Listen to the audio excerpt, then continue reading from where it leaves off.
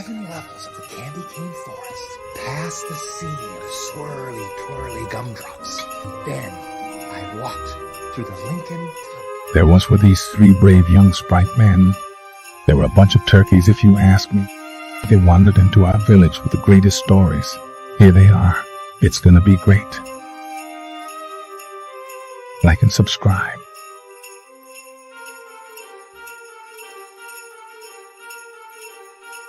Welcome back to the Drunk Turkey Show. I'm Daniel.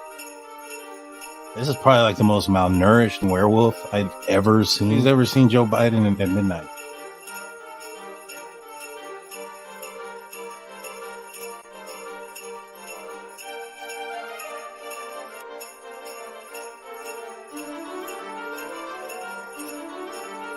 Blue, you still got that rash or what? It sounds like I'm buying a large tower, bro. Like $15. If it's 3 people, you know, got a pound. No sausage here. It's Hyman.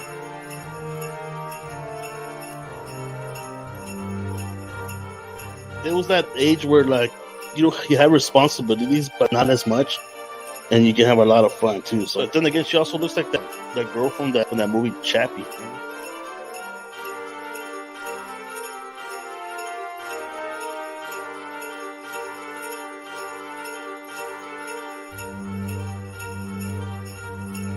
Okay, I'll volunteer another time. Those anal glands can wait. They're waiting tonight. Welcome everybody back to the Drunk Turkey Show. I'm Daniel. Alongside with me, as always, Big Blue and Hyman. How you guys doing tonight? We'll start off with you, Hyman. I'm doing good. I just got here in the perfect time. Working a lot of overtime this week. So dang. Stack that money. Yes, sir. He's gonna get the firework money for next week. You know it, dude. You know, Big Blue, how you doing, man? Doing good. Just had to brave all the shoppers are running a quick errand at the store today, so everybody's shopping out there, man. All the shelves are empty. You know, but like all the front shelves were empty. Because I went down the toy aisles and they're full, but just those front, holiday shelves. Can you find the damn stocking stuffers? So you're looking at being the, what's that movie, Jingle All the Way? You're basically Arnold Schwarzenegger there right now. Basically waiting till the last moment you're going to dress up like Turbo Man. Yeah, man. I was looking for a box set of stitches and I couldn't find them. So, oh man, I don't know what the mascot for that is, but you might need to start looking into that. Hyman, what are you drinking, my man? Is that an alcoholic beverage? Yeah, it is. Old Smoky, man, like always. Old Smoky, some Dr. Pepper. Dude, it's good. It's good. I have some body. It's for your soul. Before we start, I have some sad news. I broke my stepbrother's cup just before the show. I was taking my Jack Daniel's, glass out of inside of it, so it was that glass inside it. And I'm not sure what happened. I think there may have been a minor earthquake or something, but it just hit, and all of a sudden a piece broke off. It's a sad day for sure. R.I.P. to Step Brothers. Boats and hoes. Yes, sir. All right. So let's get into today's topics. We have 3 things that we're going to be discussing today. First thing that we're going to be talking about is about a missing person out of Texas. Her name is Kay-Alana Turner. Some suspiciousness going around her disappearance, and we're going to talk a little bit about it today. Maybe perhaps in the near future we can maybe get the family on the show to get a little bit more of a better perspective of what they know and understand. Well, let's talk about the details of her disappearance. And this is off of the updates for Kay-Alana Turner's Facebook page. It says that this post has been modified to add clarity and additional details since the family has since gathered additional information. On the evening of March 9, 2023, Kay-Alana was staying with her friend Brittany in Silsbee, Texas. Her friend left for work that morning and assumed Kay-Alana was asleep as she normally was at that time. At some point, Kay-Alana was seen walking in front of her friend's house, seemingly lost and confused. She knocked on the door and rang the doorbell, even though she had the same door code for many years and had multiple ways for her to get into the home. Later, we were alerted that she was seen walking to the neighboring houses, knocking on their doors as well. At some point, Kay-Alana got in her car and began to drive somewhere. We believe she was struggling with a recent medication change, and I had slept in 3 days. Friends and family did not realize Kay-Alana was possibly entering stages of delusion at this time. After leaving Silsbee, Brittany was having trouble getting Kay to respond to texts, but was able to speak to her on FaceTime. Kay seemed distant and stated that she was getting groceries and needed to go. This was not typical for their FaceTime call. This is not typical for how their FaceTime calls went. A few hours later, she called Brittany, but her phone services was very bad, and it was hard to understand what she was saying. Brittany thought she was possibly asking for gas money and texted her, asking if she could hear her and if she needed anything. Hours later, at 8:51 p.m., she texted Brittany the words "no" and "help." That's pretty scary. Brittany frantically tried contacting Kay, and once Brittany was able to get a hold of Kay on a phone call at about 9:35, she simply responded that she was fine and she just needed to drive for a bit. Brittany questioned Kay, and she said she meant she did not need help and insisted she was fine. Brittany contacted Kay's boyfriend, and he began to search areas in Beaumont that Kay would frequently visit in hopes of seeing her vehicle and checking on her. We later learned that a friend from Austin that Kay had contacted him at some time around about 10 p.m. and asked for directions. Because she had not had enough service to load her GPS and her phone had only had 3% battery left, she stated she did not know where she was or what day it was and asked for directions to his home in Austin. She seemed very disoriented. We do not believe she knew how far Austin was. I believe she was in Austin already or was just desperate for somewhere to go. After this, Kay continued down 290, but she got tired at some point and attempted to stop. She pulled off of Highway 290 in Hockley, Texas, and made her way into Bauer Landing. The first ring bell footage we received from this encounter shows Kay following a young man into his driveway where she asked if she could take a nap there because she was very tired. The young man was underage and told Kay he'd need to ask his parents. By the time his parents came outside, Kay-Alana was already pulling out of the driveway. Kay drove around Bower Hills for what could have been several hours. She pulled into multiple driveways along the way, attempting to find a place to park and sleep. Another gentleman chased her out of his driveway, and after this, she finally gave up and parked in the driveway on Segan Trail around 3:30 a.m. and approached the home. We are grateful to Kelsey, who has provided us with multiple videos from her doorbell camera. In these videos, Kay-Alana possibly believes she made it to Austin as she was trying to get her friend to answer the door. Her behavior in these videos really showed how confused and disoriented Kay was at this point in time. Kelsey contacted authorities to come check on Kay-Alana. Kelsey was contacted by HCSO about an hour after her initial call. Wow. And she was then about to email the video footage to Harris County Sheriff's Officer at 4:30 a.m. We have various video footage of Kay-Alana acting erratically in front of Kelsey's home from 3:37 a.m. to 3:50 a.m.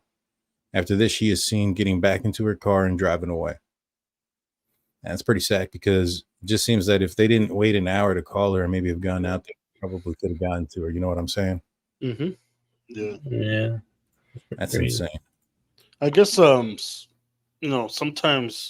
whenever they call police, I guess they have a certain priority, right, for calls. Maybe they didn't think it was a high priority. I mean, yeah, but at 3:30 in the morning, I mean, what? Yeah, what else is happening? Right? It also depends on what's going on around the same time. Yeah, that's true. I mean, I'm not familiar with this area. I know it's outside of Houston, and Houston's one of the largest cities. I think it's the largest city in Texas. But I'm not familiar with this area. Despite popular belief, not everybody knows everyone in Texas, and Texas is really, really big. So, yeah, I actually didn't even know where this place was until Thomas Jude contacted me. He has his own channel. Let me plug that in real quick,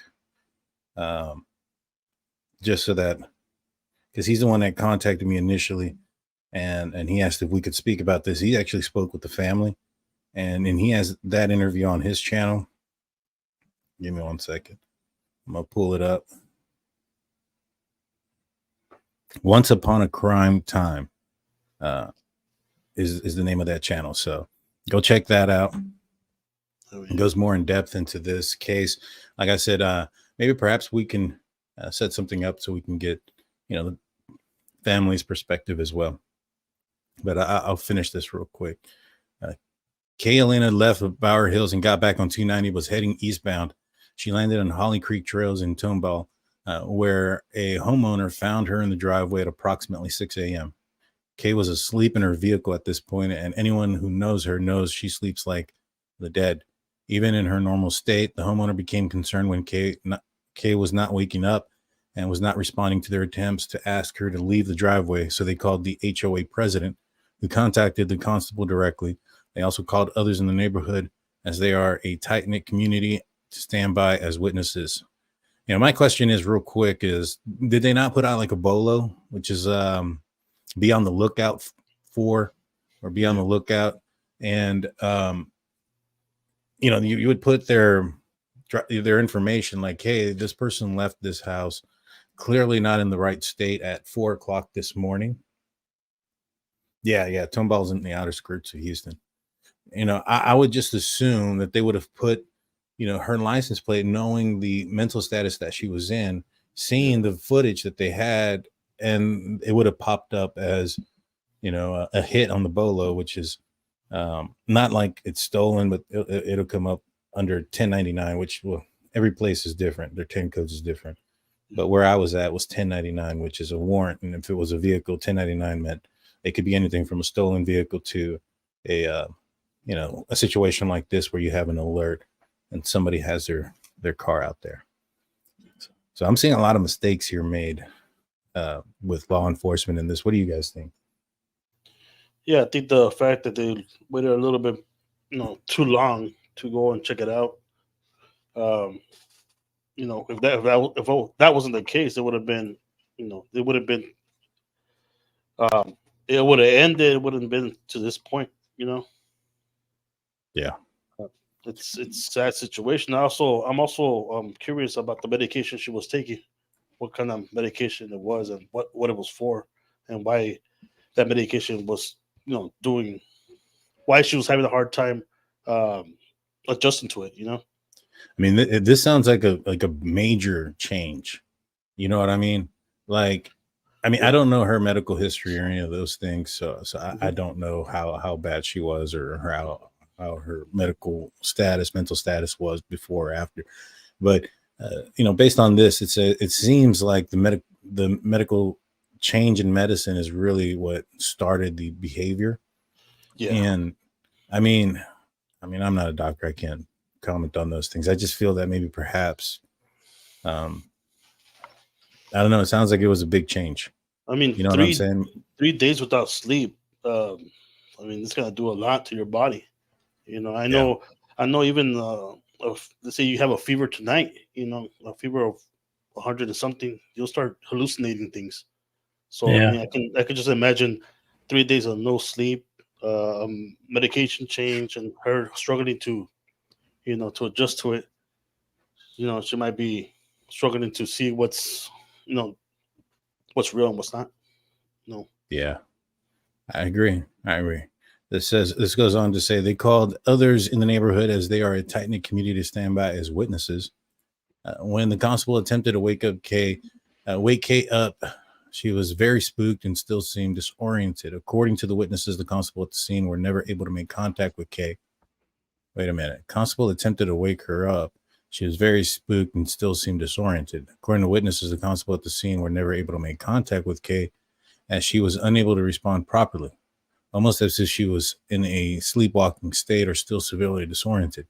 Being frightened and confused by the men around her vehicle. She attempted to drive out of the driveway, but her vehicle was blocked from behind. So she just decided to drive through through the homeowner's front yard onto the street. However, Kay was unable to exit the street as one of the neighbor's vehicles was blocking the exit and she couldn't leave. By this point, the constable called the Harris County Sheriff's Department for backup.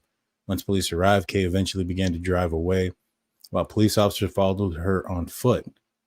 She stopped her car at a fence, and at some point, the officer on foot used a nearby 2x4 to break the driver window in an attempt to take control of the stopped vehicle. This startled Kay even more, and she drove off through the pasture. Officers chased on foot as Kay drove through 2 pastures and multiple fences into the woods behind the subdivision. She drove about a half mile into the woods before her car was bogged down by the mud and stopped from there. She got out of the car and began running on foot. She left behind her belongings and she dropped her phone not too far from her vehicle. As she was fleeing, somehow Kay made her way to Spring Creek and crossed. Her shoes were found near a log that she used to cross the creek. They were full of glass from her window. Once Kay crossed Spring Creek into Montgomery County, she ran through another person's pasture and yard and most likely made her way to Decker Prairie Rose Hill Road. The last time Kay-Alana was physically and verifiably seen was driving into the woods around 7 a.m. on Friday, March 10th. All right, so she got into another vehicle? Because it says she was driving into the woods around. I might be confused. Did you guys pick that up? I think that's the last time they actually seen her. They're just saying that they saw the stuff that she left behind, but they didn't actually physically see her. Right. Got you. Harris County deployed a helicopter to search the woods in an attempt to gain a heat signature. The helicopter ran out of fuel, and they were unsuccessful in locating her. However, at this time, HCSO did not alert Montgomery County of the situation, further slowing down the process of finding her. Yeah, it seems like there's been a lot of issues with law enforcement up until this point. Brittany reported her missing in Hardin County, and her parents, Robbie and Rosa Calhoun, also reported her missing in Harris County around 11 a.m. on Friday, March 10th. At this point, Texas EcoSearch became involved. They searched the wooded area where she was last seen extensively on Saturday morning and determined that she made it to Decker Prairie, where she either got a ride or continued on foot. Okay, so she made it out through the woods. Sadly, and for reasons that do not fully make sense to her family, Harris County made the decision to cancel the missing persons report to press charges against Kay-Alana, even though she had never even had so much as a parking ticket and there was no criminal record shown. Wow. You know, there's a history of the events leading up into this situation showing a clear mental health situation. Dude, this ain't good. I mean, I could see the missing report thing, because of the age. But even if they went back to the doorbell camera, the way she was acting, and her past history, which she wasn't even having, she never had, like they said, criminal record or anything like that. They should have put up, red flags and made sure that they notice that that's not normal for her to be acting like that. They have no idea if she got into a car. She was wearing a long, hot pink dress. No one on Decker Prairie Rose Hill Road saw her that morning. We're going to have to map this out. We're going to have to map it out. Yeah. I mean, if I'm guessing they did like a grid search. I hope, right? But they do. What's that? They got the helicopter out there, try to find a heat signature. So I'm not sure if there was. Texas EcoSearch has been helping us, and that's good. Yeah. There's a lot of, things that could have been done to prevent all this. I don't know if the officers that broke the window knew what was going on. It was new there and didn't know the situation. But like for him to break the window, the driver's side window, that's, of course she's gonna get scared, especially in that kind of state, You're on mute. So they waited till this last Wednesday to do a grid search. This happened in March. Yeah. Oh my goodness. Yeah. This, I'm gonna read the last part. It says, and there was no criminal record shown for Kay prior to this incident. They have charged her with a felony evasion of arrest and attempt to assault an officer with a motor vehicle. The family's knowledge, the police still never made contact with Kay-Alana and did not ID her prior to her disappearance. However, because there are multiple felony charges pending, Texas EquuSearch is no longer allowed to help with the case. As we just saw, Kay's parents are in the chat, and they have stated that they are helping. Her lips were completely blue in the pictures that the HOA president took. This happened in March. It was still pretty cold back then. I think we had a colder spring this year before it turned real hot. I'm not sure what the temperature of the weather was, but that's what would cause that, Blue? You are a medical person here. What would cause the blue lips? I mean, poor circulation. I know I've seen it sometimes from my experiences, like if you drink a lot of alcohol, it'll get you that point, man. Like your lips will turn blue or purple. Can medication do that? Certain kind of medication? I think some can, yes. What about a lack of oxygen? Definitely lack of oxygen. But I don't know, when she was running away, if she was having lack of oxygen, she would have been like, they would have caught up, struggling. Yeah. What about not drinking anything for a while? No, dehydration, more pale and white, you know. Yeah.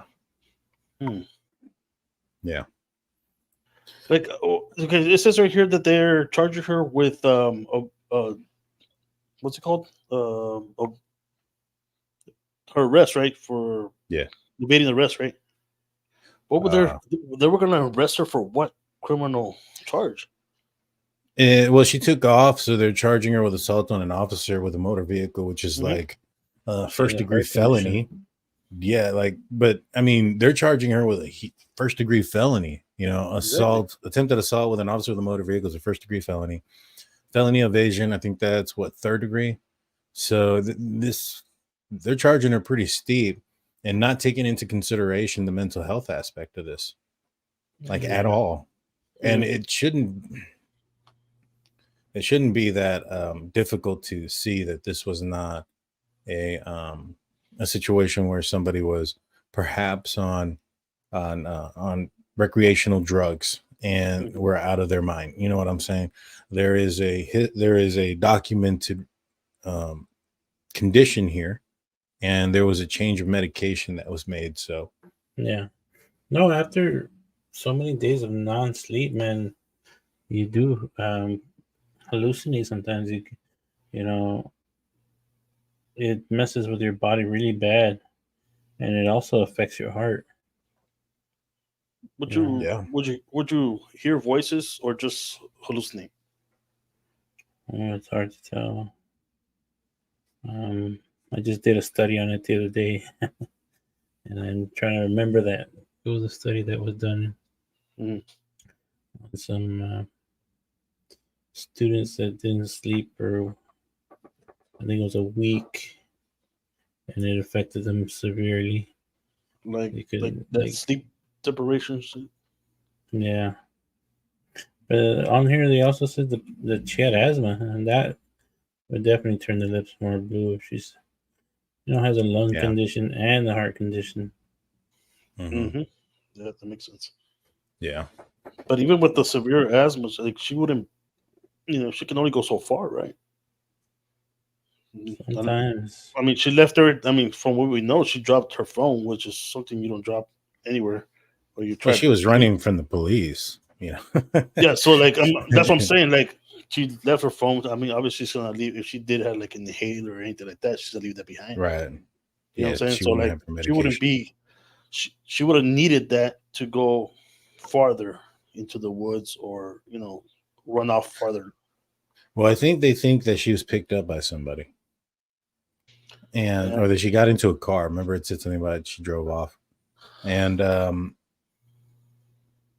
you know, I just think that there's a possibility that she made it back to a street and got picked up somewhere.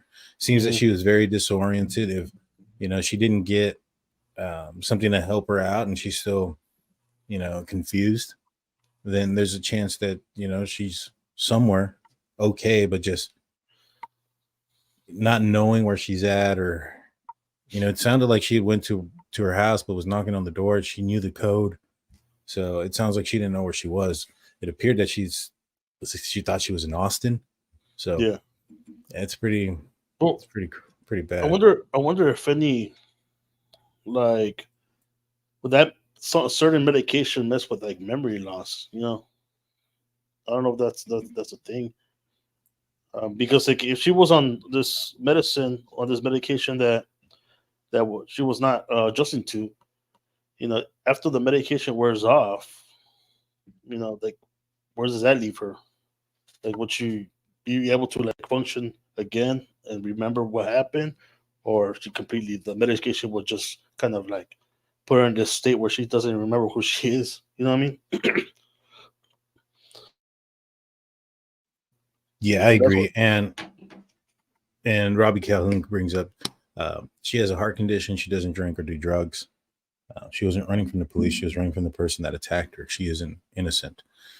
Correct. I stand corrected. So she did, you know, from the, I guess, the law enforcement perspective and the reason why they're charging her, it appeared as if she was running from the police or running from somebody. You know, whether she was able to identify that they were police or law enforcement personnel, it's different, right? But that also makes, but that's part of what that charge is a part of. When you evade, you have to know that you're evading from law enforcement. If you're having a mental health crisis, that doesn't fit the elements of the crime, of the knowingly, intentionally, with criminal negligence. Those aren't the elements of the having a mental crisis. It does not fit the element of the crime in those type of situations. Yeah, and like I think even after seeing the, like, knowing that she couldn't even get into the door, knowing that she's, you know, had the code and everything, Right. multiple doorbell, ring cameras, the way she was acting, I don't see why they would, you know, keep these charges on her. That way they can get more help in finding her. You know what I mean? Yeah, I don't get it either. That should be probably the first move once they realized and saw. I mean, there's video proof from ring camera footage and you know, pictures and video of the scenarios that were happening around that time. You know, I would definitely think that would happen. And yeah, wouldn't you flee from someone that broke out your driver's side window? 100%. You know, she was obviously confused, and then somebody breaking your window. I mean, if I was in that situation and just didn't understand who that person was and they hit my window, you're going. So, I think it's just like for her being charged with these things. I think it's kind of like insult to injury kind of thing. You know what I mean? Yeah. I mean, the only reason, in my opinion, that they're doing this, it's because if, in my opinion, what it looks like is, you know, if they drop it, then they have to admit to several mistakes that they made, basically. You know what I'm saying? Yeah. Yeah. No, yeah. And it'll make. Go ahead. I'm sorry. It'll make HSCO look bad, and I think maybe perhaps that might be their motivation to. Zoloft and Ritalin. You know, I Zoloft is when I had medication for Zoloft. Do that, I wouldn't be able to function after taking that. You know, like it was hard for me. It was hard. I was like super tired. I was always sleepy and nauseous, which is weird. Yeah, man. I took it too once for anxiety. They should not have given me Zoloft. I didn't have. I wasn't depressed. I had anxiety, and that stuff made me not care about a lot of things. You know what I mean? Yeah. I took myself off of it too. Yeah, I had it for depression, Yeah. So like that thing, like it was like a downer. Boom, shut me down. Yeah. You know. But I think the first mistake, the biggest mistake here was that hour wait. Oh yeah, dude. Yeah. It was the biggest mistake. They could have gotten somebody out there. She wouldn't have been in her vehicle. They could have called a mental health professional to go out there and evaluate her, and the medical staff, and this thing could have been 100% avoided. Yeah. I'm going to read this last part. It says, we've contacted Governor Greg Abbott's office for assistance in reaching out to our House representative for the district to help us to get these charges dropped. Please help us by reaching out to Greg Abbott at 512-463-2000 and Representative Morgan Luttrell at 281-305-7890 and ask them to drop the charges and begin looking for Kay once again as missing person. Edit, as of March 23rd, even though her charges have still not been dropped at this time, Kay-Alana has officially been listed by HCSO as a missing person. Texas EquiSearch did return to support this case, but is not actively investigating due to lack of leads for them to follow up with, but will return when appropriate. As of June 20th, EquiSearch has decided to step back into this case and fully support the family, as well as provide all available services to help find Kay-Alana.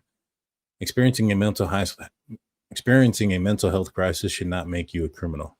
Kay is vulnerable on foot with no food, water, shelter, cell phone, identification, or medication in an area she's not totally unfamiliar with. She is disoriented and confused. We are still canvassing the area as a family in hopes that we can find her. Please continue to share Kay-Alana's story and help us bring her home. So here's a picture of her.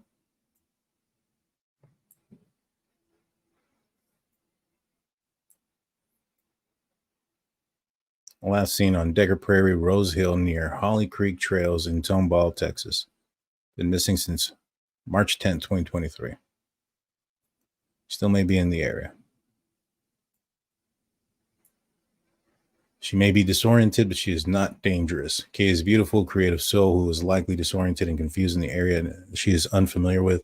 It's possible she has not eaten or had water in several days. Please contact us immediately if you believe you have seen her, preferably via text with a photo. Last seen wearing a hot pink maxi dress. Contact her mother, Rosa Calhoun, at 409-363-0837. If you have any information out there, if you're in the Texas area, Tomball area, Houston area, and you've seen Kay-Alana, please contact authorities, contact her family. Let's get her home. Oh, wow. Robbie says they accused her of being a homeless drug addict. She never even had a parking ticket. The Texas Ranger said he couldn't find any reason for them to be treating her as they did. Exactly. You know, I think it was, like I said, it sounds like they're probably trying to cover up for their mistakes, not wanting to admit where they were going wrong. And at the end of the day, I think that's just prolonging trying to get her the help that she needs. You know what I'm saying? Yeah, I think them trying to make themselves look, as innocent as possible by not responding to that call could be overlooked if they actually just drop charges and start doing everything they can to find her, Yeah. It's a sad situation, and it's the fact is, it's just that there's so many cases like this, Not exactly, but there is cases of missing people that just, Could have been prevented. Could be prevented. Exactly. No, man, it happens. Like, I've seen it in just real life, I've seen people who are taking some of these medicines, and they run out and they don't know how to handle their life because they're used to that medicine. But she was changing the medicines. That's different, man. That messes with you a lot more. Oh yeah. Do you think the medicine was would it be a big change from a smaller dose to a larger dose? Well, I mean, it's a change in medication, and when you're looking at Zoloft and in depression medication, what those things do is typically it it Oh, really? fluctuates your hormones. Like for instance, I'm not a doctor or anything like that, so please don't take this as medical advice. But from my understanding is, and I use, like, I mean, I don't know what the names of these hormones are, so I'll just use A and B.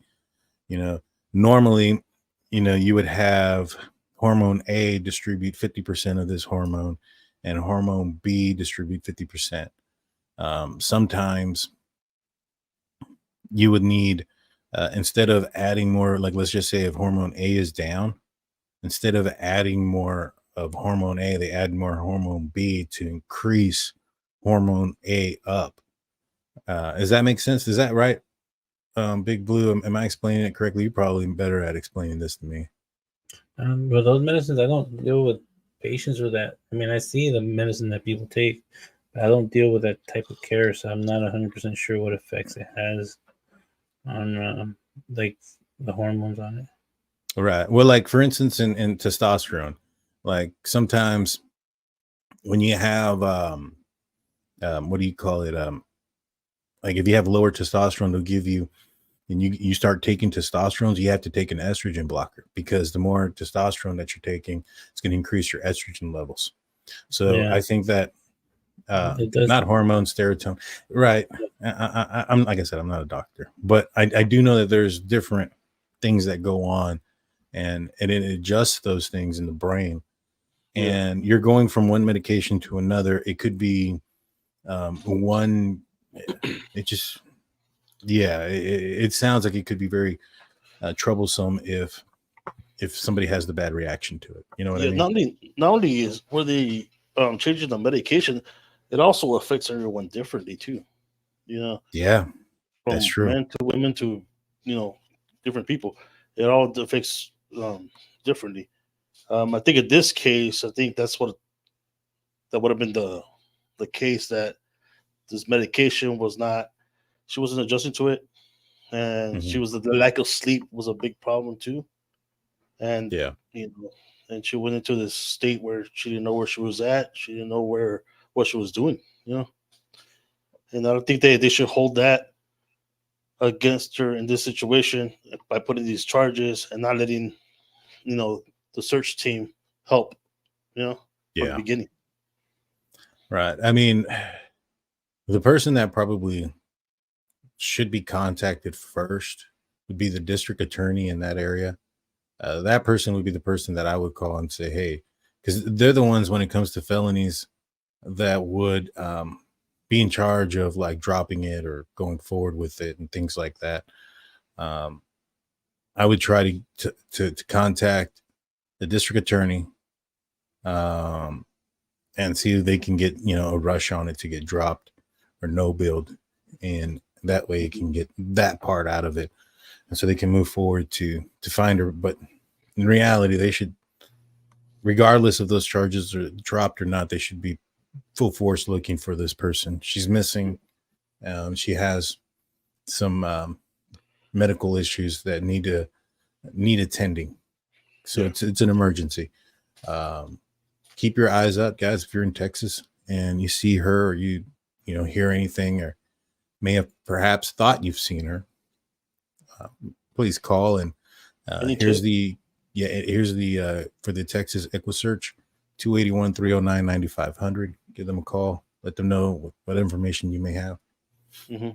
Is that QR code send you to that information too as well, right? Yes, I believe so.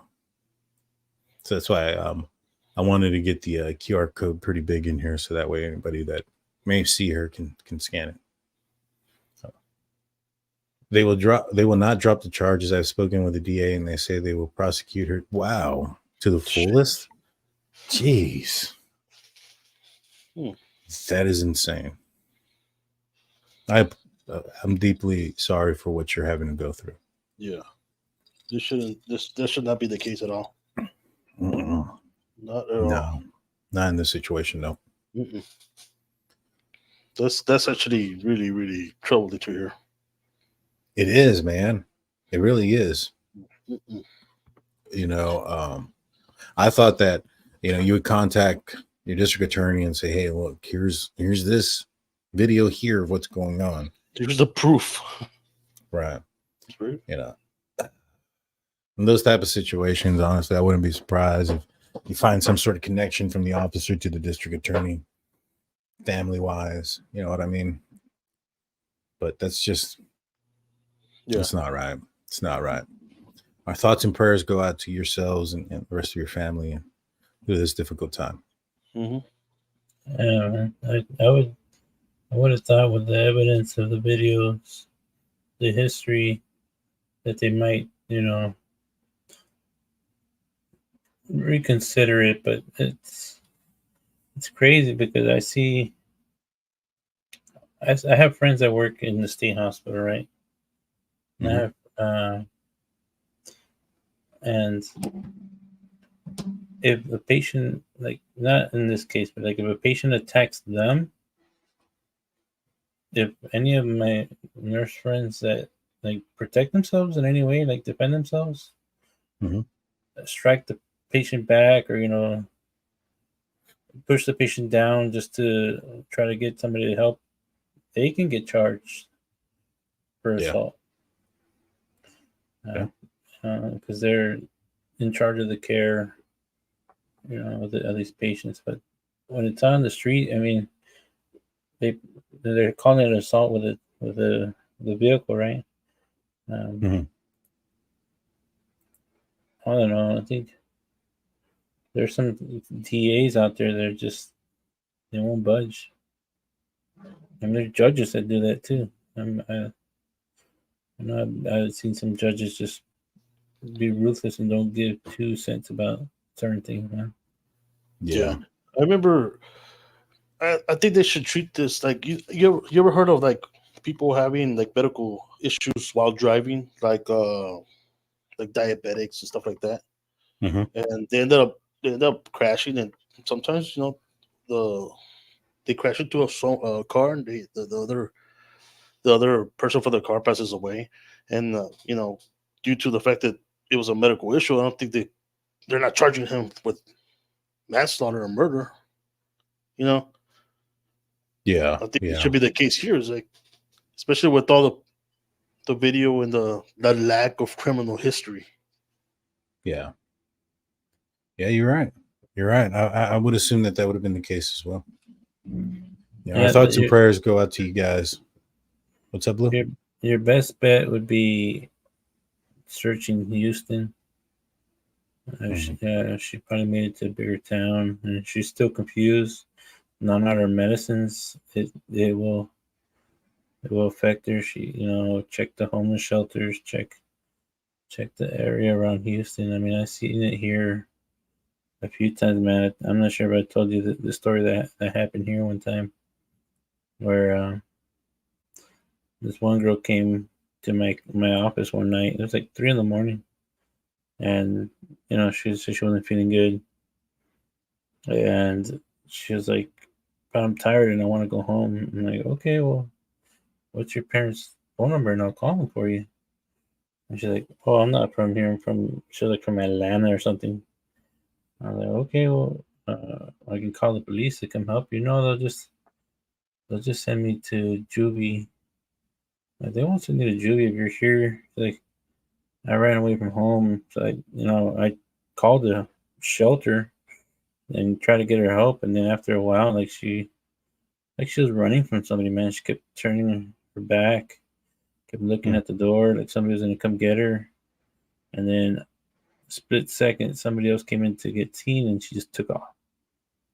So I always wonder what happened to that poor little girl, man. I called the right people to come help her, and they took forever, man. Yeah, dude. That happens all too often sometimes, man. Short staff, low resources, and improperly training, things like that. What's up, Jaime? Do you think that medicine, whichever it was, could probably one of the symptoms be paranoia? Probably. But I wouldn't be surprised. And then lack of sleep. Oh yeah, that would definitely add to it. Yeah, it's a sad situation. I hope the outcome's the best.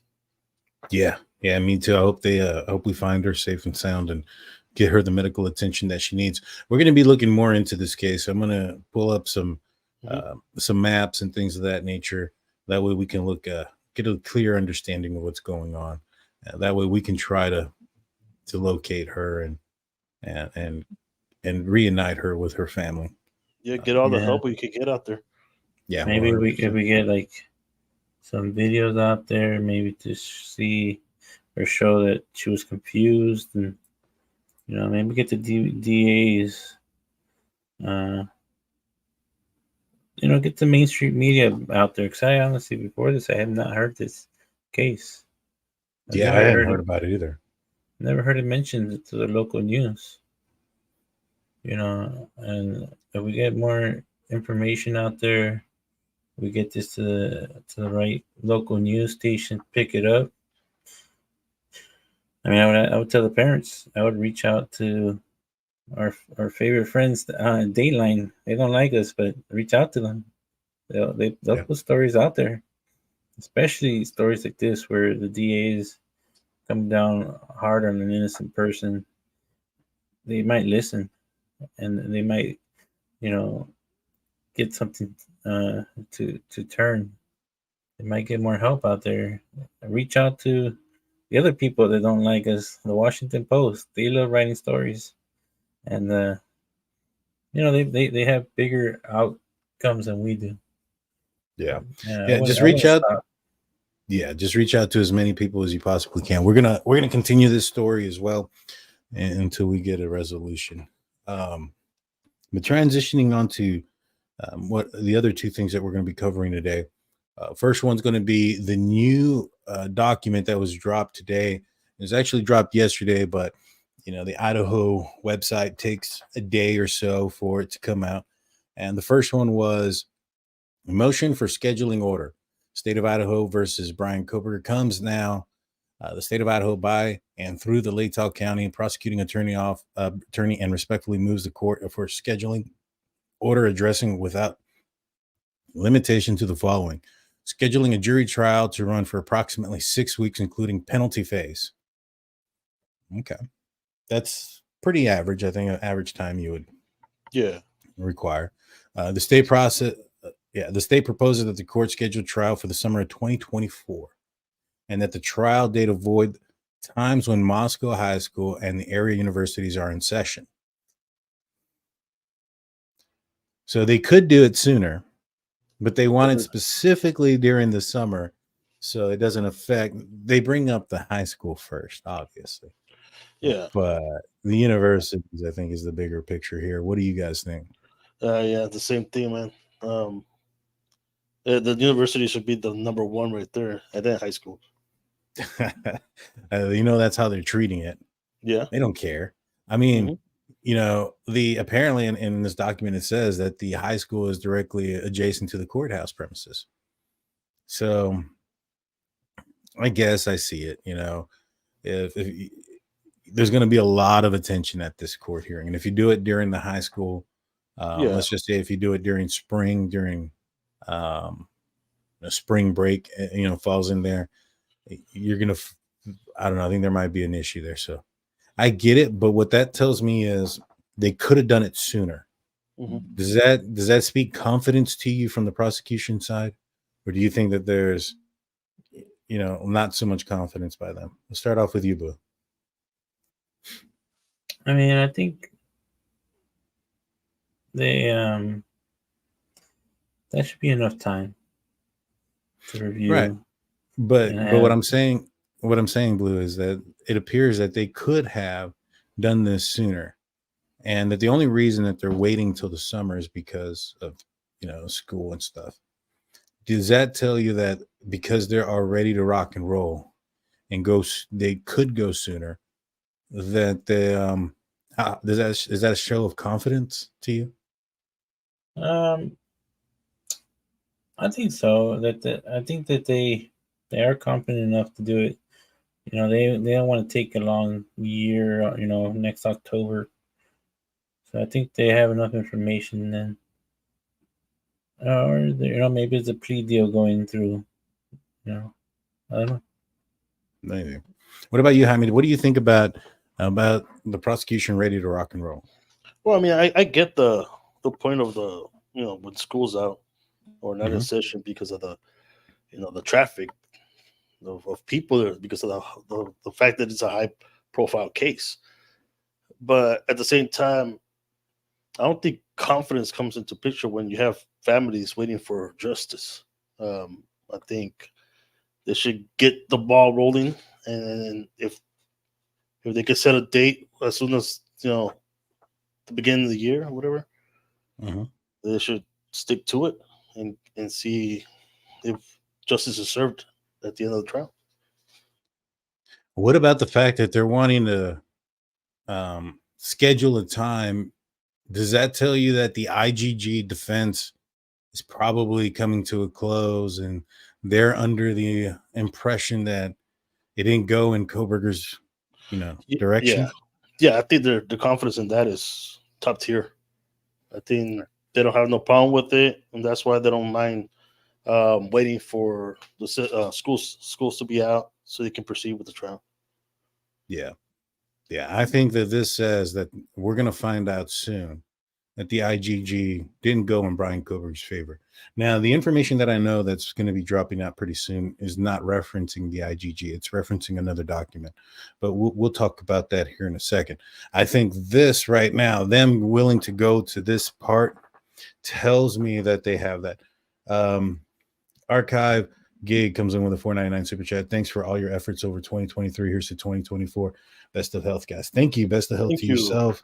Have a happy new year and a Merry Christmas to not just yourself, but everybody. Ooh, Mhm. 12 months. Yeah, thank you, Wow, whole Leticia. year. Thank you. Thank you, and Thank you. keep Thank you. y'all's gifts open, guys. There's 15 memberships out there. They're Ooh. giving them that out we're like candy. They're giving out today. So there's Oh, look at thank that. you, Angel Thank you. D. Thank you, Canadian True Crime Buff. And Thank you. there's another one here that gets it 5 more. Ellen loves wow. Spain. Wow. Thank you. Thank you. Thank you. And then Ellen had a $2 €2. I mean, Yeah. No Zoloft. If you do need, go for a save citrulline. Yeah. citrulline, which I think somebody said is generic Zoloft. I don't remember. But in the instance, man, I noticed that a lot of people that have to deal with teaching our children have that medicine as their prescription, man. That a lot of them. Oh yeah, dude. Zoloft is a common one. Yeah. So this says here that the state also requested the court set daily trial schedule of 8:30 a.m. to approximately 3 p.m. So that's going to be 10:30 to 5 p.m. Our time Central. So I'll be, at least myself, I know Blue works at night, so he sleeps through that, and I'm going to work through the day. But during this trial, I'll be going live during the trial, and we'll be watching it together. I'll give you guys my point of view of what is being said, what isn't being said, what evidence they have, and my take on those type of things. So if you guys are interested in that, please hit that like and subscribe button, ring that notification bell. Hit that like and subscribe anyways, just because Big Blue is awesome and he's wearing a blue shirt. And we're also going to have a members only this weekend. I'm not sure if it's going to be Saturday or Sunday, but it will be one of those days, and we'll probably give away something. So check that out. Yeah. I forgot to add this real quick, because here in about 10 minutes or so, when we get to the second part of this, we will be going to will we be on site? Maybe. We're I'm leaning towards it, but maybe. But here in a little bit, we are going to be going to members only on the chat. It's a perk for our members. It'll be happening here in about 5-10 minutes. So I want to finish this part, and then after this, when we get into our other discussion about the second thing, then we'll switch it then. So additionally, we're having more time in the afternoon. Allows for better preparation for the parties. That allows for reasonable opportunities for the time for court and counsel to address any motions or matters that routinely arise during the course of jury trials. The state's experience this type of daily trial Schedule is typically appreciated by jurors as well as court staff and counsel. Deadlines for completion of discovery for both sides, both the state and defense. I'm just going to kind of real quick go through these. Nothing of importance, really. Certain sentencing disclosures. Let me go back up. Any other matters facilitate to the order's progress, in this case, toward trial. The state notes that the court's August 22nd, 2023 scheduling order, the court set a date certain for sentencing disclosures, including witnesses, exhibits, expert reports, and any other evidence. The state requests that the court allow the parties further opportunity to supplement their disclosure following receipt and review of the opposing party's initial disclosure.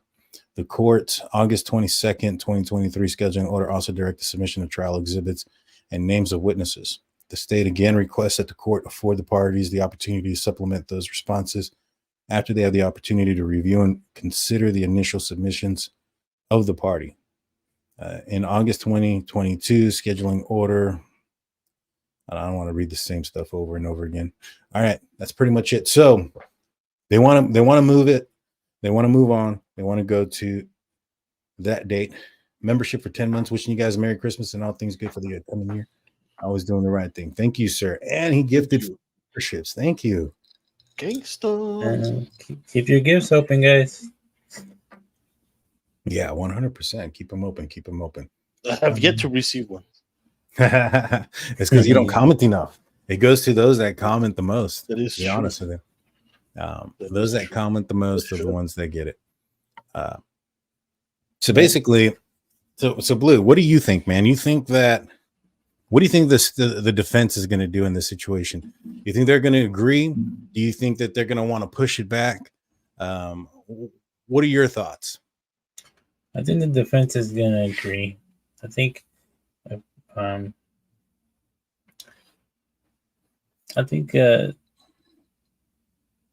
they already have all the information. They've had it for months already.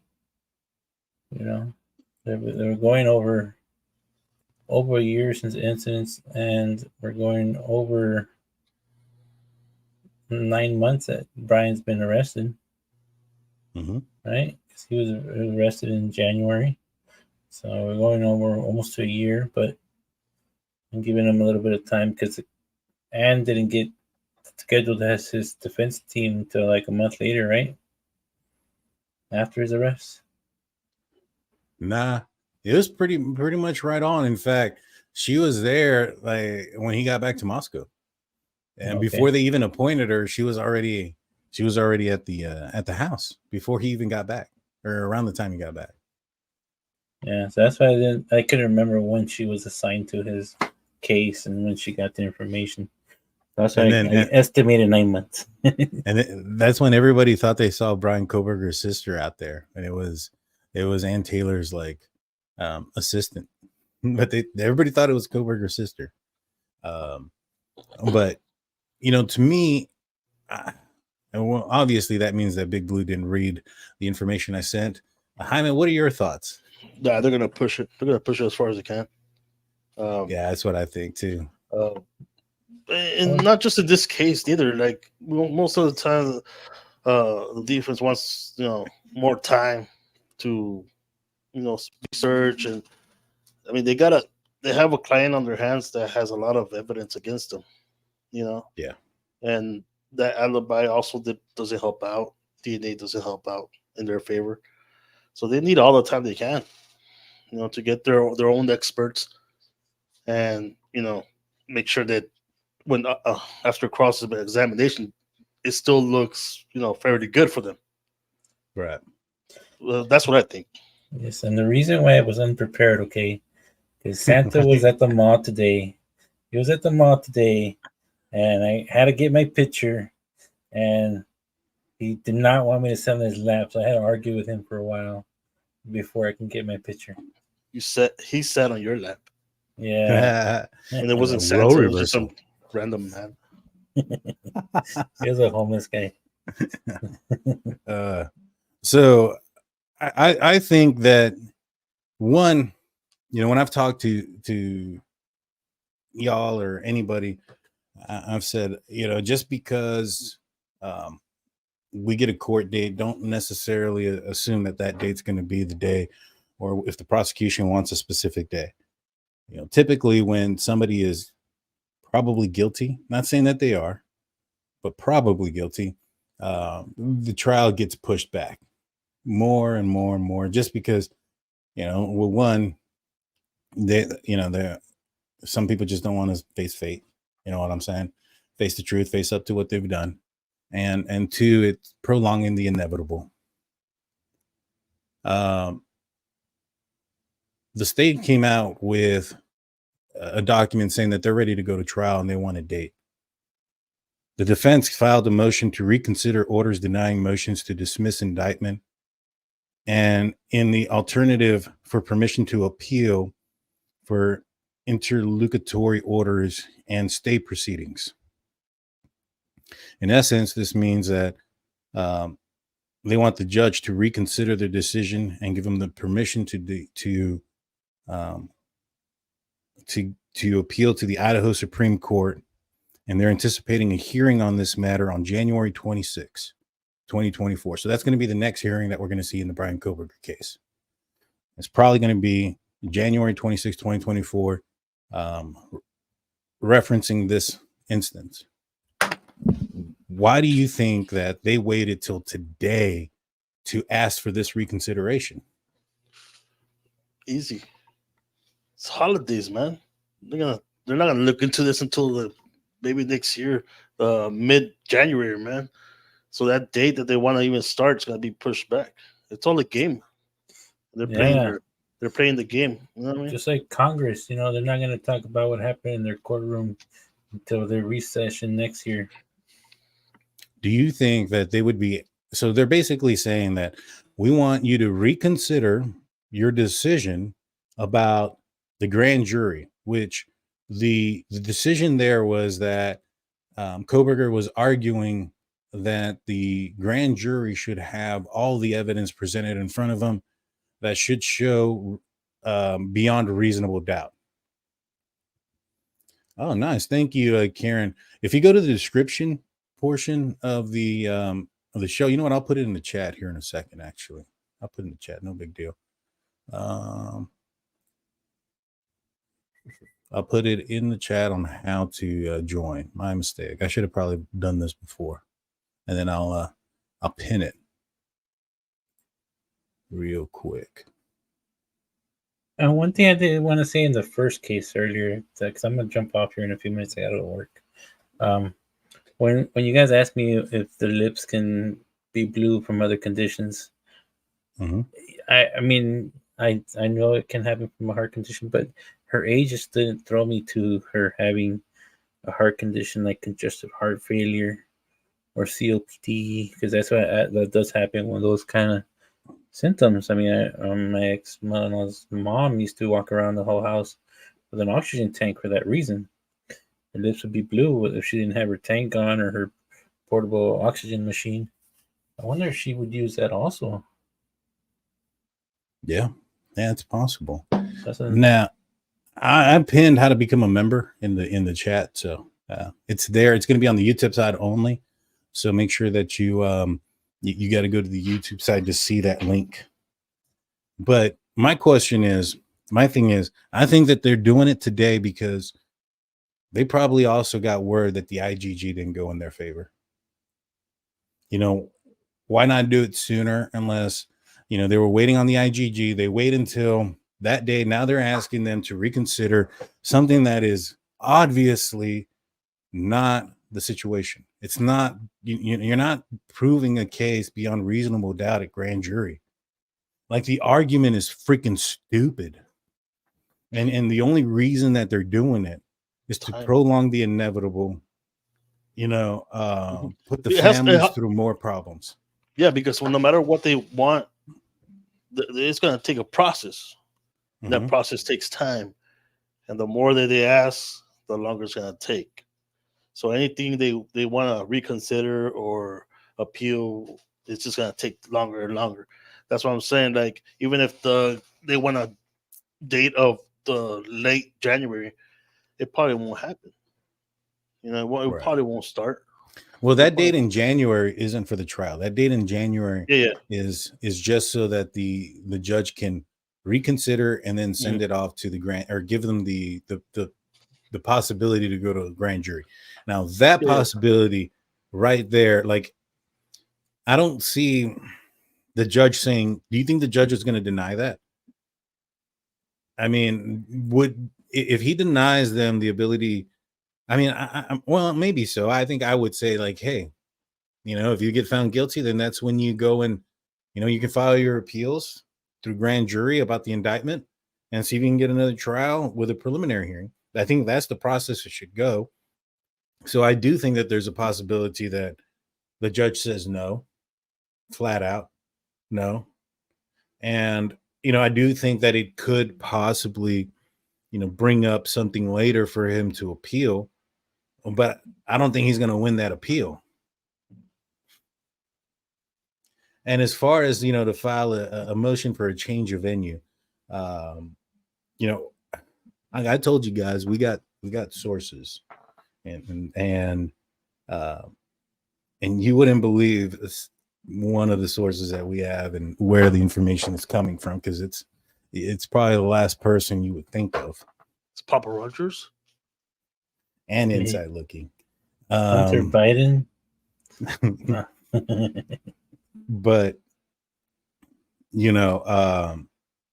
so the information that we got, that's how we know that this is probably going to come out maybe tomorrow, maybe tonight, maybe Tuesday. I don't know when it's going to come out. It's going to come out in that Idaho judicial case of interest, whatever. And it's going to say January 26th is when they want this court. Now, the judge, like I said, can say flat out no. And then once, Bryan Kohberger is found guilty, because if they're asking for this, right, and the IGG didn't go in their favor, then that means the DNA is going to count. They're going to use it against him. Yeah.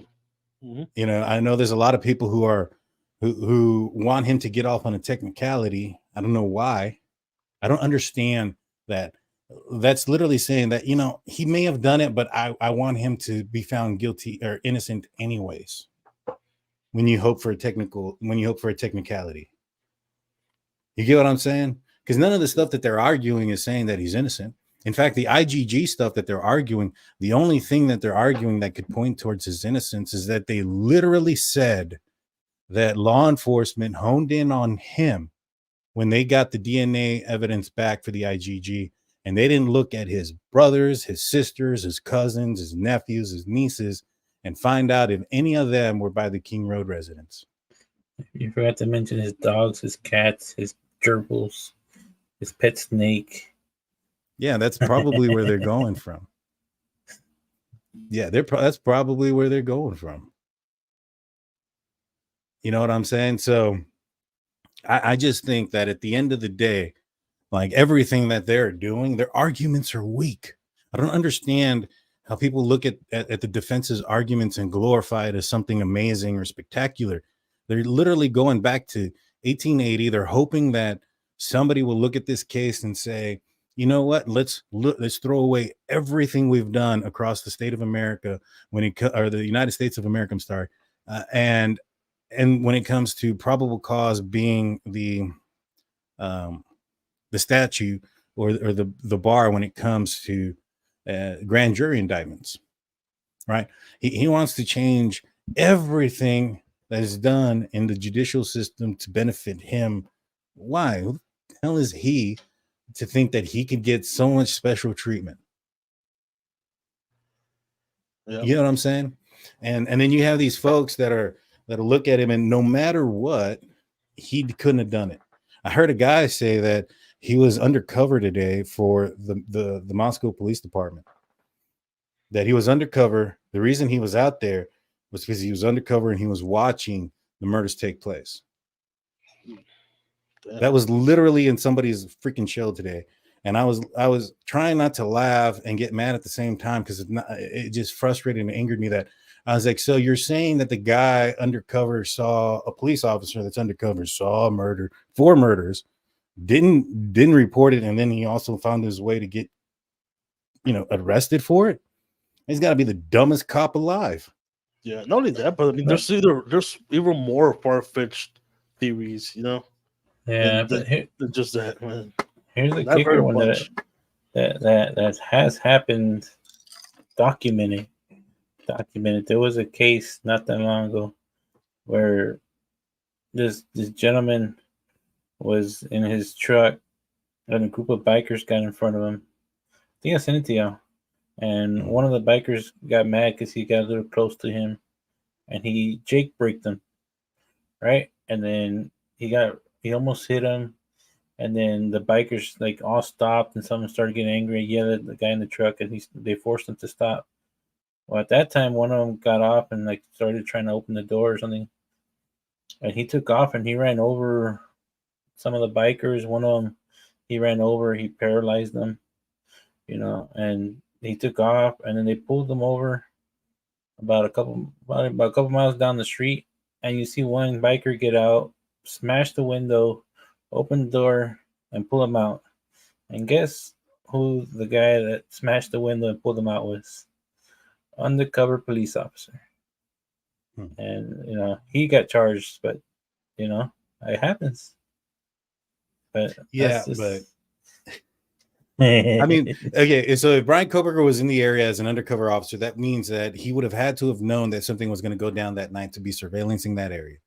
So they would have had to have known that somebody was going to go into that house and commit this type of crime because he was there before it happened and he was leaving afterwards.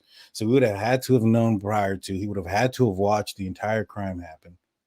Like, it's stupid. There's no way in the world. And I was commenting in the live chat, and some folks were like, "What makes you think he's so dang guilty?" And I was like, "Well, I got his DNA under the body of a victim. His car is seen outside. He's admitted that he was driving his car, so he can't say it was somebody else driving his car, even though a lot of people say it's stupid to drive your own car out there. He was driving his own car. He was in his car that night.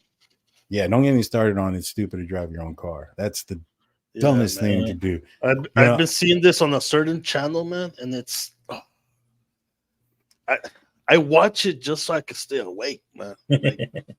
I mean, I'll be honest, man. I'm not the smartest man alive. I'll tell you that right now. Everybody knows that. But that channel is like, oh my God, how do you have so many people believing you when you know what, man? I'm not even gonna go into it.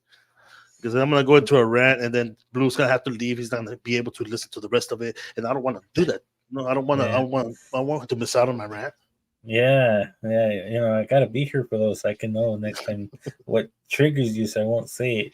Right. But I do have to go, guys. I have to work tonight. See you later, Big Blue. But my one thing I did want to say is my thoughts and prayers go out to the Turner family. Yes. Or I want to say Turner or Calhoun, because that's what the name is, or the Robbie. Hopefully we get some more, boots on the ground, more ears on the case, that something changes, something comes up. And y'all take care, guys. 100%. Angel D says, has anyone discovered Daniel J's troll account yet? Probably not. And the other thing is, I'm going to say, which one? I might have more than one. But the comments that I was making in this live earlier today was not on any burner account. It was on my Drunk Turkey Show account. I was saying the things that I wanted to say. There was a lot of stuff that not everything that was coming out there was bad, right? But that one specific instance where this guy was saying that Bryan Kohberger was an undercover cop and he was out there and he saw all this happen. And I'm just like, my man, dude. I actually invited him to join the show. Not because of anything, but I want to actually. The problem is he'll go on to other shows and nobody ever challenges what he's saying. He'll say, yeah, he could be an undercover cop. And they're like, yeah, if he was, then everything you're saying makes sense. But it doesn't make sense that he was. So then everything doesn't make sense. And so I want him to go step by step, because I think that's the other problem. Folks will throw out these theories without going step by step in them. They'll throw out that Bryan Kohberger was framed, and then without thinking of what steps need to be taken for Bryan Kohberger to be framed.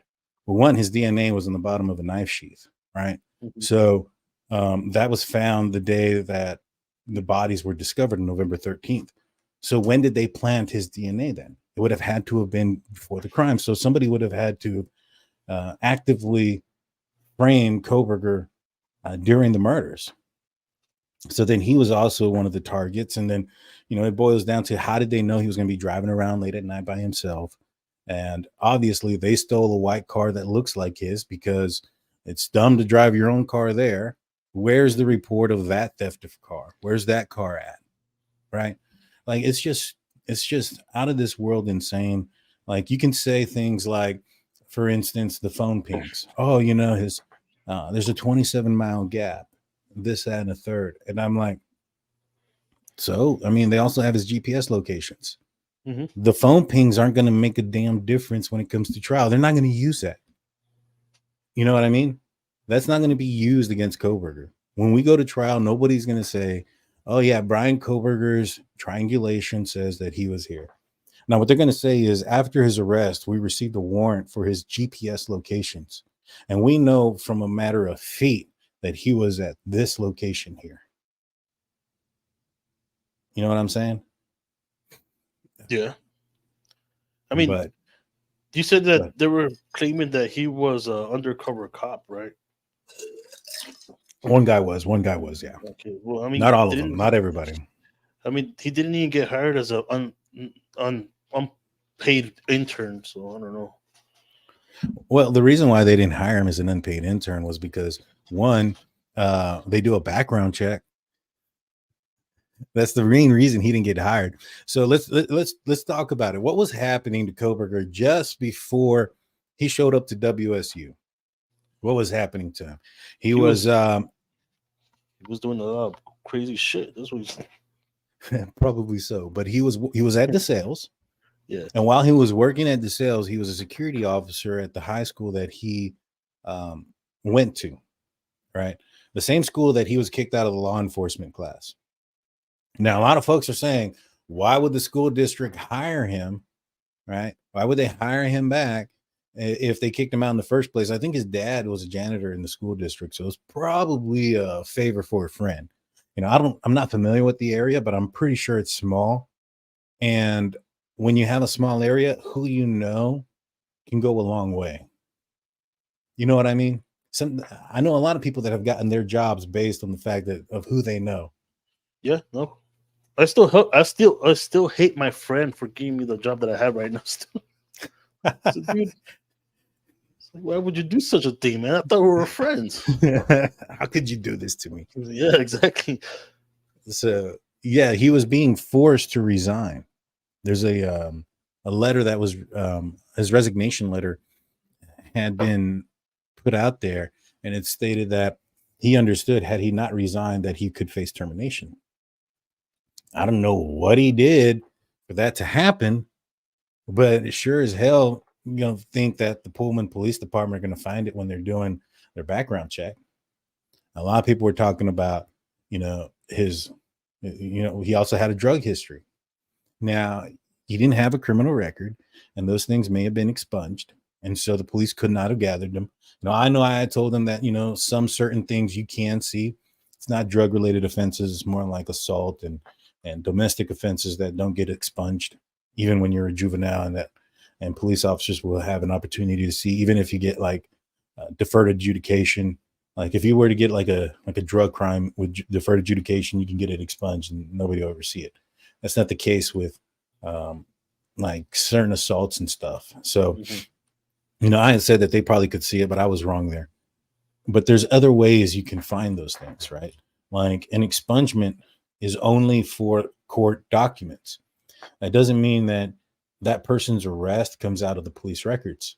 So when you're doing a investigation on somebody and doing a background check, you're going to call their local police department and try to pull up any criminal records that are there for that person. You're going to see the arrest and the charge.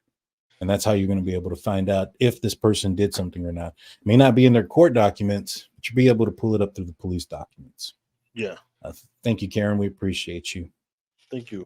So also, they ask and talk to everybody right? So is it unbelievable that the Pullman Police Department made contact with somebody that knew Bryan Kohberger during the time of his drug use and asked him, hey, you never know Bryan Kohberger being, using drugs, and out of fear because they're talking to a cop or whatever the case may be. Just say, yeah, he used to, he doesn't do it no more. He did when he was a kid. There it is. You got that information.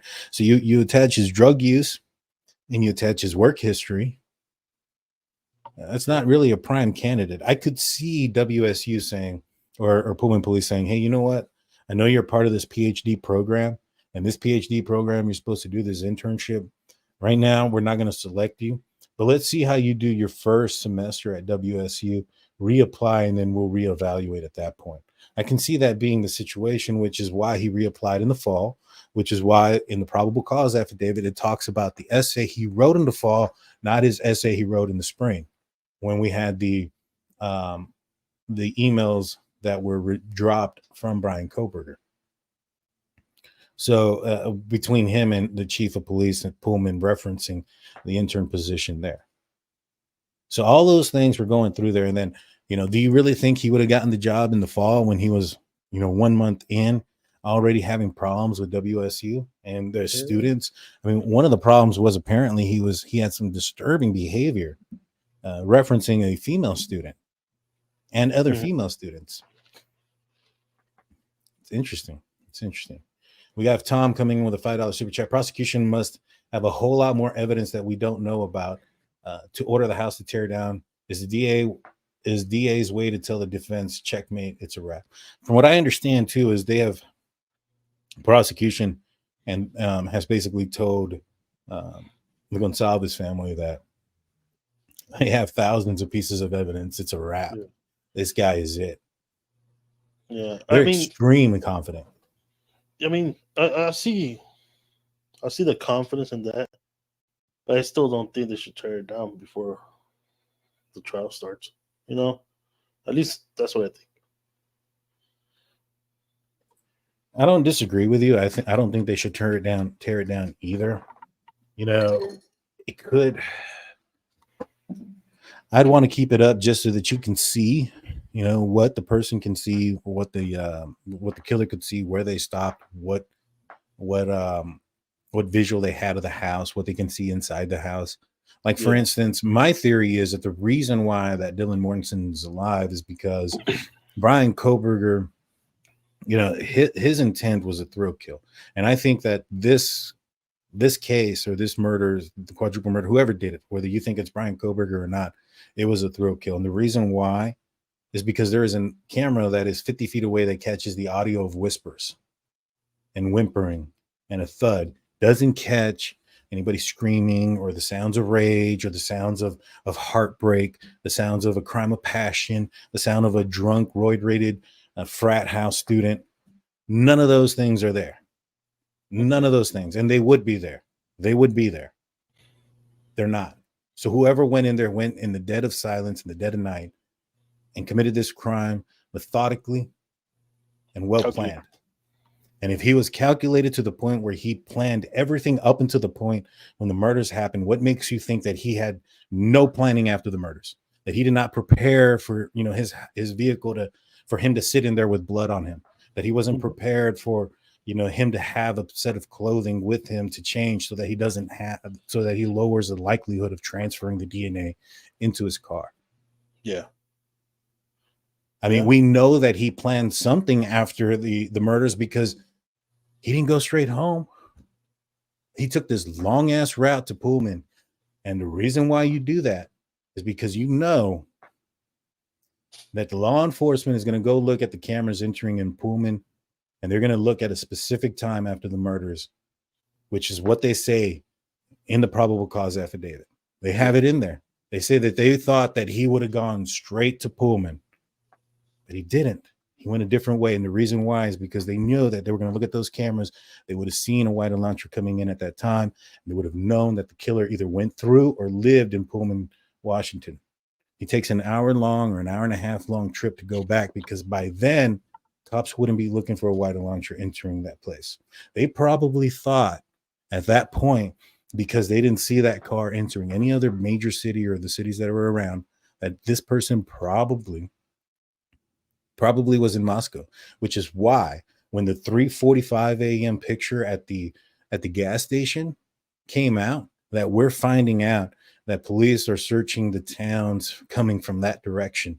That is at the point when they're finally thinking to themselves that this person possibly came from out of town. You know what I'm saying? So they didn't know that until then, until that picture came out. So they checked all these cameras and saw nobody going anywhere. Why does he do that? He does that to elude the investigation. And he did that. He planned that out ahead of time. So what makes you think he didn't plan out preparing the inside of his car or his trunk or whatever else he may have planned out? Yeah. The sheath wasn't a part of his plan, I'll tell you that. I think after being in the house and planning everything out, once you're in that situation, things change. Your environment changes. Everything in your mind, your plans, it's one thing, but being there and actually committing this act, everything changes. Your environment changes, especially with so many people in the house. Even the environment outside the house, the surrounding areas might change. So yeah, if he went through all that trouble just to, not leave DNA, or that we know of, besides the sheath, yeah, and of course he's gonna make sure that none of that stuff is gonna get into his car. And I think I was on the channel you were talking about. I was on that channel, and I was watching people talk about the car, about why he didn't just get another car, why he used his own car. And it's like sometimes the simplest answers, it's like the right one, I think. It's like it was easier. The access is a lot better, and he wouldn't have to go around and steal another car. And if he did, why would he pick one that looked exactly like his? Right, exactly. And even if somebody else like framed Kohberger, how would they have known that he was going to drive around that night and have his phone off for that specific time? There's just so much that goes along with it. And just to kind of wrap it around, because I almost forgot, I said I think that the reason why Dylan Mortenson was alive was because, and the problem with the house being torn down is, I think that given the location of where Dylan Mortenson's room was at and that door, it looks like it could be a pantry. It looks like it could be a closet door. It's right next to the staircase. And from the exterior of the home, you can't look into the house to see that door is a bedroom, or you can't get eyes on that door from the exterior of the house unless you're looking through the back sliding glass door directly behind it. If you're parked in any of the parts of the streets around it, you can't see through that back sliding glass door into there. So if the goal was to be a thrill kill, which we were already probably established that this was what it was, and his goal was to get away with it, and we have established that he did things that would make you think that it was well planned and that the goal was to get away with this crime, why would he touch a door that he didn't think was a bedroom if that was going to leave more of the possibility of him leaving his DNA behind? So he passes it because he thinks it's that. Goes upstairs, my opinion, he goes upstairs because he just seen a light on the second floor from Xana's room, and the light probably outside of the house to alert the DoorDash driver for the DoorDash order that she had made or gotten at 4:00. It was off by 4:05 when he comes around and passes by because the DoorDasher is already gone. Right. Now, from what I understand and from what I've heard, sources, is that one of the persons that may have seen Bryan Kohberger was a DoorDasher. From what I understand and from what I have heard, that the DoorDasher was there when the white Elantra passed by. Not so much that the DoorDasher was at the door, but was in their vehicle. In order for the DoorDasher to drop off food at a location, they would need to first park and put their vehicle in park, then get out. All right. I think it's possible during the time when they had the vehicle in park that's the time that Bryan Kohberger passed by. I don't know if he saw the person in the vehicle while it was parked or not, but the person in the vehicle saw him. Mm-hmm. Now, I don't think that the person that saw him was able to identify him right away until probably when they got his name back on December 19th or after then from the IGG. Do you think that that information obviously got to him, right, or to his lawyers, and that's why he came up with the alibi? I think he came up with the alibi because they have his locations on his phone from his GPS search, and they have him on camera in his car. What we do know is they have him on multiple cameras, multiple footage, right? That's what the probable cause affidavit says. The probable cause doesn't have to tell us about all the times he's caught on camera, just the times that are specific enough for the crime to point towards his, the likelihood of him doing it so that they can arrest him. My assumption is, and it's an assumption, is once they found out who he was and after his arrest, they got his GPS locations. They probably looked at a couple of surveillance cameras. And then, again, this is after his arrest, so it would not be in the probable cause affidavit. His probable cause affidavit is written before arrest, right? So it's not going to be in the same thing. So they probably got his locations and were able to match it up to a surveillance camera for a traffic cam. Now, I don't think that those Ring cameras and those surveillance cameras are sophisticated or technologically advanced enough to pick up a license plate, but the ones that are on your traffic light devices, those are, yeah, exactly. That is what it's meant for. So they probably have his license plate and him in this vehicle at a specific time, and with his phone there at the same place. So he had no choice but to say that he was in his car. Yeah. What's it called? Hey, before we go any further, my chat is completely frozen. I can't do anything with it. So just letting you know, you're gonna have to put your own. All right, no problem. I see mine's going right now. We have a $2 super chat from Tom. Lawyers playing lawyer games is a reason for the demo. Let's see. We also have. Let me just go to my start quick. Thank you. Yes, thank you all. Merry Christmas, Daniel Blue. Hi, man, everyone. DTS. Love you guys and hope you know how much you mean to us. Drink. There you go. Drink it. I already drank mine, man. I'll drink some water. Man, I'm like on my third or fourth one. I'm gonna be playing Fortnite sideways tonight. But thank you. Ellen Loves Spain comes in with a $6 super chat saying, "Happy holidays, guys. I'm off to sleep. It's 4 a.m. here, but happy to have been part of the live again for a bit. Next time I'll try calling again." Yes, we were planning on doing a call-in show, but I got word of some information today, and yesterday I got some. Well, I got verified the information that I got told yesterday. So we wanted to come out with this. Tom N comes in with a $10 super chat. Whatever he bought in the time before and what he bought at the Albertsons the next morning are going to end him. BK is doing tons of his own research as well. He's going to find a loophole for the defense. Maybe. I mean, he's definitely trying. But right now, what we know is that he's fighting.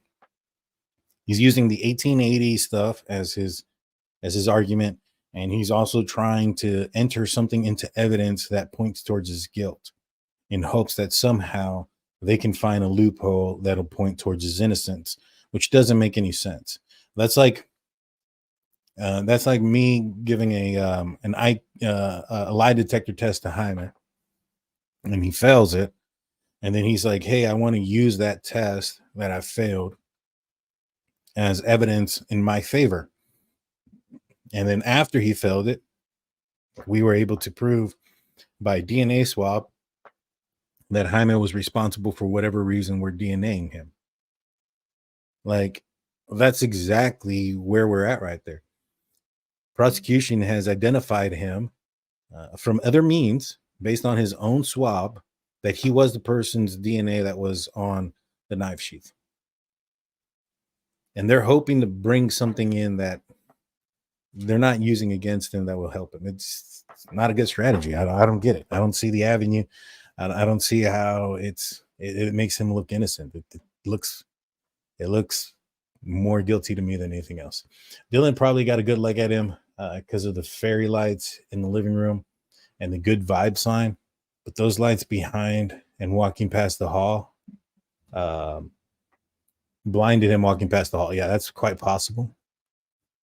And my mouse just kind of went out on me. Got a huge donation from Canadian True Crime Bo. Thank you so much. Thank you. Merry Christmas to all the DTS family, Daniel, Blue, and Jaime, Steelers fan, and all the great mods, members, and subs. Cheers to a prosperous and healthy 2024 for us all. Yes, I'll drink to that. Thank you. I had to go to a little boy's room. You had a seal that needed tending. Yes, sir. Lisa Clemens, thank you for becoming a member. We appreciate you. And Dara Johnson, what's the verified info just popped in? So the information that we have is that Bryan Kohberger's defense team, after finding out that, I'm assuming they found out that the IGG is probably not going to go forward. And I think that the reason being that's out there is, one, the prosecution is moving forward with the date. And after they came up with the date, Bryan Kohberger's defense team comes up with hoping that the judge would reconsider the initial argument from the indictment that he already made a ruling on, and then asked if he could also reconsider allowing them to appeal to Idaho State Supreme Court, which is something that can be done after the trial if he loses. I mean, he still could win, right? There's always that probability. Yeah. I doubt it, but yeah. Not a big one, but yeah. This is the first channel I've heard mention BK's audacity of thinking he can change the whole judicial system to fit his needs. IGG, grand jury, grandiose, pompous, typical, if you ask me. Yeah, you're 100%. He's definitely what's the word? He comes off very narcissistic. These type of things come off as very narcissistic. What do you think? Oh yeah, definitely, man. But also like kind of entitled in a way. Yeah. You know, this tells me that he's probably going to take the stand. I mean, he's going to have to, I think. Yeah, I don't. You know, I will still say that he won't. But that's what I said about the murder case, but I mean, he had no choice neither. You know. Yeah. Well, I don't think Bryan Kohberger is going to have a choice either. So, but you know, in the other one, I think he made it worse for himself after the fact that video came out. But I was gonna tell you a story that happened, man. It didn't happen to me. It's just a funny story that happened to my sister. So was it the day before yesterday? My sister went to a grocery store there where she lives in Pennsylvania, and they gave her like a flyer, right? And she kind of skimmed over it, and they said that Santa's gonna be there to take pictures, right? So it was like 2 days later, she goes and takes the kids. She was like probably like second in line, and she goes and my nephews go and take a picture with Santa, right? They like Santa's like sitting down, not on like one of those big chairs, but you know, like on like almost like a bench, you know. And the other little benches are a little bit lower, and they take pictures. And she was telling me that while they were taking pictures, everybody was just staring at her, right? And so, anyways, nephews take pictures. She walks out, and you know, she never noticed anything different or weird. Well, when she gets home, she looks at the flyer that they gave her, and Santa was there for dogs, for like pets. So like like people were there with their dogs, and she noticed like the dogs, but she didn't put two and two together. And that's why everybody was staring at her, because she was the only one taking kids to take a picture with the Santa that was there for the pets. And I thought it was hilarious. Could you imagine, man? I mean, I like finding that out. I mean, how would you feel? Like you like turn around and you're looking around, there's only dogs. Dude, even the Santa in the picture was like he was like this, like like what's going on? Is this like, punk? No wonder everything was like so short on the floor, you know what I mean? Yeah. Oh man, this is crazy. And you know, real quick to touch on this thing. I know a lot of people are saying that they don't think he's going to take the stand. Here's why I think he has to take the stand. Because the prosecution is going to play they're going to paint a picture. They're going to say he turned off his phone because he was committing the murders. Now, it's not like Bryan Kohberger's defense team is going to say, object, he could have been doing something else. Now they're going to have to bring up Bryan Kohberger. You know, when they do their opening statements, when they do their closing statements, that's what they're going to say. He's like, Bryan Kohberger turned his phone off because he was committing the murders. Bryan Kohberger's car was seen in the area and not during the time of the murders because he was committing the murders. Bryan Kohberger's phone turned off during the specific time. Like I said, because of that, Bryan Kohberger's DNA was under the body of the victims on a sheath because he had purchased a K-bar knife in April of 2022 that can't be found, and a K-bar knife sheath that can't be found, and we suspect that that's the two. Now, he's the only person that's going to be able to come out there and say, also they're going to say that he was driving around, you know, his alibi is bullcrap. Now, the only person that's going to say that, you know, where he was at, what is, you know, where he was driving, or why his phone was off, or any of those things is him. He's the only one that can clarify. You know, Ann Taylor is not going to be able to say, you know, object, he could have been doing this. That doesn't work in court. You know, they're going to say, what was he doing? Not what he could have been doing. Like that shit don't work in court. You know, that shit that people pull out right now, like, oh, he could have had his phone die. He could have had this. He could have had that. That shit don't exist in court. All right. For one, they're going to have his phone downloaded. So they're going to know exactly why his phone was off. Was it because he turned it off manually? Or was it because he put it in airplane mode? Was it because it died? That's going to be on. There's going to show that his phone battery was X amount percentage when the phone went off. If it's not 0, that means it didn't freaking die. Yeah. You get what I'm saying? So all of these, like, oh, he could have and would have and should have, that's out the window, guys. That ain't going to be there.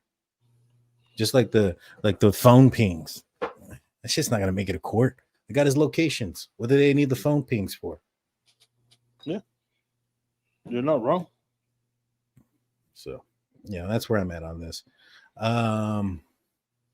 If anybody got any questions or anything, let us know. We're probably going to be calling this a show in the next 4 minutes. So let us know if you have any questions, comments, concerns before we let this one go. We'll be back on probably, I know I'm going to try to get on maybe tomorrow or Sunday to do a members only chat. And we'll just kind of get a little bit more conversational, a little bit more of a Q&A type of thing.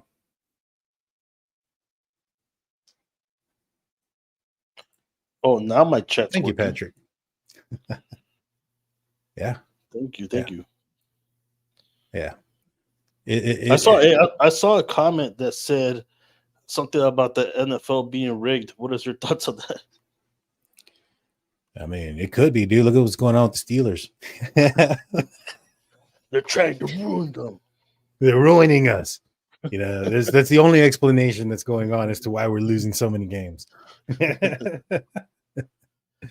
So yeah, guys, you know, just to kind of put a bow on everything, I think that everything's kind of pointing into one direction.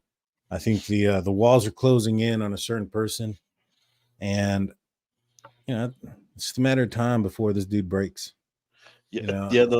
The walls are closing in, and the uphill battle is becoming a mountain.